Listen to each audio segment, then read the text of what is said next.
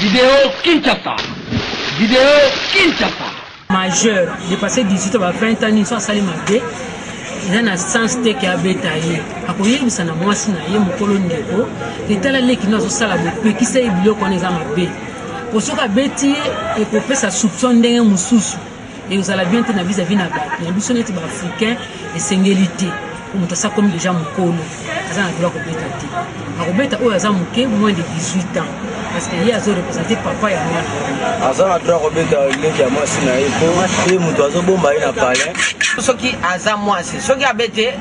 Tous les Africains, bah idée qu'on y est belé. Soit à so bêté, à so sale les jours.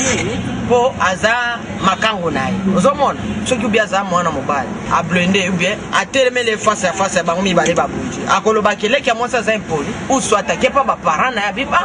Dala azo lu qui n'a pas problème na ndako nanga ya libal. Na lingité. Ozoye azonge pa na bino.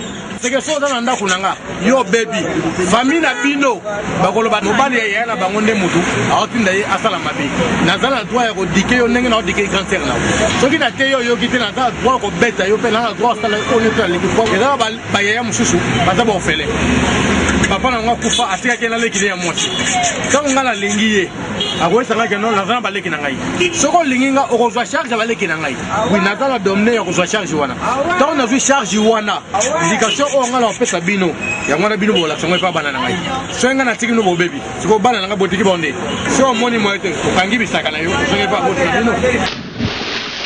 Vidéo Kinshasa. Vidéo Kinshasa.